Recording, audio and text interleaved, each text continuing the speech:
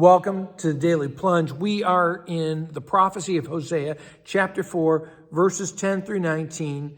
The Lord continues his accusation against his holy people for going astray and living for this life. He says, you eat, but you're never full. You're still hungry. You fornicate, but you're not fertile. You're still horny. You know, your desire for wickedness is not satisfied. It only grows more. And you're both drinking down old wine, new wine, sweet wine, whatever wine it is just taking away your perception of what's reality. And so in verse 12, he says, you're consulting a wooden idol. You're listening to a wooden diviner's stick, because you're desperate for answers, and your harlotry, your idolatry is leading you astray. You have dumped the Lord, the Lord of life, who is the source of answers, and are prostituting yourselves. And so it says, verse 13, how they're sacrificing on mountaintops, hilltops, running to idols. What is the high points in our society where we are making sacrifices to make ourselves look good, to make ourselves look righteous in the eyes of this world?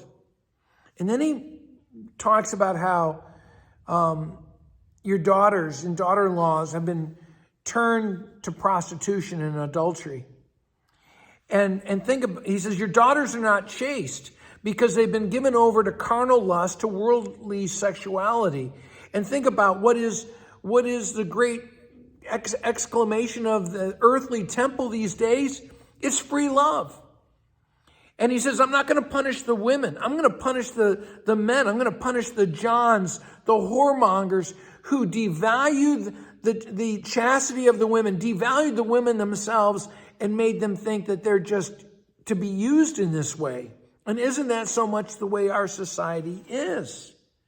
And he goes on in verse 15, he says, Israel, you're off in this adulterous path, but don't also teach Judah, the smaller Jewish nation, to do the same. Basically, it's saying, don't be grooming Judah to be led astray as well. In verse 16, he says, you Israelites are stubborn. And, how then can the Lord bring you into a place of pasture, a place of comfort and grazing, like sheep in the meadow, because you're stubborn. You won't listen to the Lord. And then he says, Ephraim is joined to idols.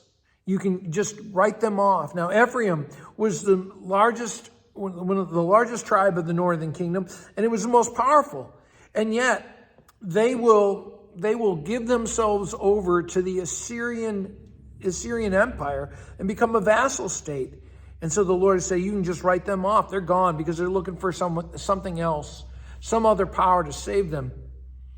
And verse 18, these drunkards indulge in their lust. They're prostituting themselves to false gods, so that the very wind of their idolatry will sweep them forward. Both clergy and people alike are bastardizing the word of God, not listening to it, and not worshiping God, because they're trying to make it fit their idolatry. They're trying to make the word and worship of God fit their idolatry. Well, thanks, friends. Have a blessed day.